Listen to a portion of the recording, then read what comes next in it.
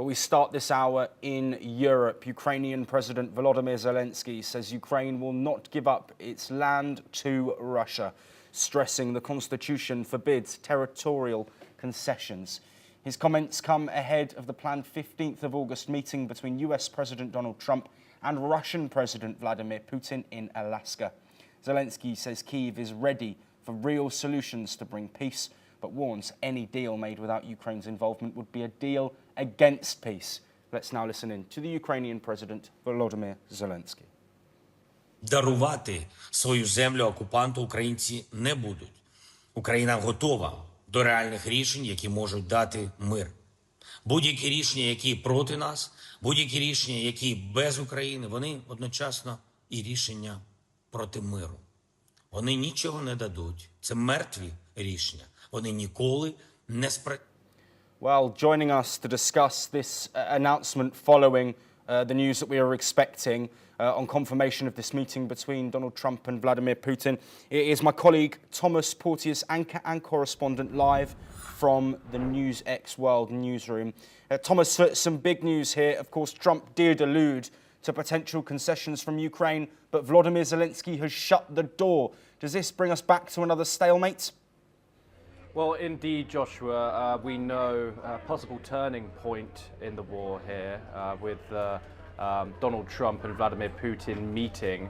However, we know that Volodymyr Zelensky hasn't been invited. So a stalemate, yes, but also a huge development in regards to the two big figureheads in this conflict meeting.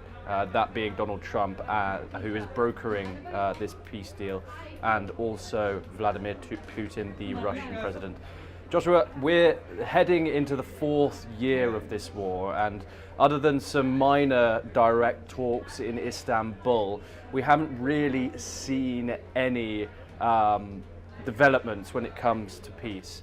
Attacks have been escalating, civilian deaths mounting, soldier deaths mounting, and yet peace not accepted, mostly by Russia. There has been a ceasefire plans pushed forward by both the US and Ukraine. However, Moscow has rejected them, citing three main terms. There's certain territorial concessions that Moscow wants. They don't want Ukraine to be part of NATO, and they also they want Ukraine to disarm and not be a part of move towards the West per se. Anyway, this of course is a huge meeting between President Trump and Vladimir Putin. We can expect all the shows, the big show of it in the state of Alaska, formerly Russia's, by the way, before the Alaska Purchase. And we can expect the two big world leaders meeting in the snowy state of Alaska. Much photo ops will be expected. However, critics are saying that without Ukraine there is a little chance of these negotiations moving forward, especially since President Zelensky has just made this statement that there is no concessions going to be allowed on the Ukrainian side. Yes, Thomas, staying on this topic before we move to a related development. Of course, this position that Donald Trump has, we've seen shift. We know that he has thrown support behind Zelensky, but of course that meeting in the White House months ago was extremely frosty, waning support from the US militarily, and also a warming of ties with Russia that have now snapped back in recent times. And we've seen these threats of sanctions and secondary sanctions. Where do you think Donald Trump sits in this? Is he the pivotal key to unlocking a deal, or is he a detriment to this peace process with that flipping of support? Well, Josh, the fact of the matter is it's only Donald Trump that knows when Donald Trump stands in this. As you've said, we've seen a flip-flap of stances in his regard. We saw that infamous White House meeting, as you've just mentioned, of Trump and the Vice President, both seemingly teaming up on the Ukrainian president, asking for him to pay for the aid that the Biden administration had previously gifted to Ukraine.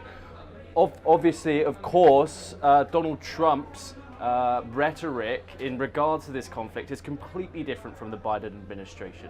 The Biden administration openly called Vladimir Putin a dictator. Trump called Zelensky that in a Truth Social post earlier on in the year. Biden gave military aid to the Ukrainians. Donald Trump now wants to be paid for that aid that was previously there. So since then, there's been deals struck, a key minerals deal, and also, of course, the US officials and the Ukrainian officials have come together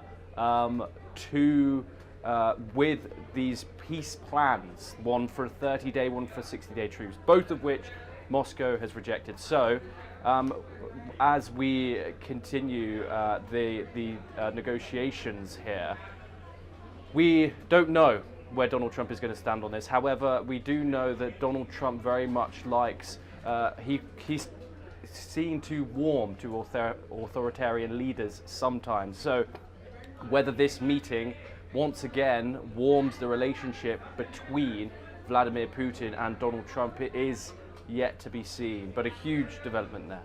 Absolutely. Thomas, please do stay with us, because we've discussed diplomacy,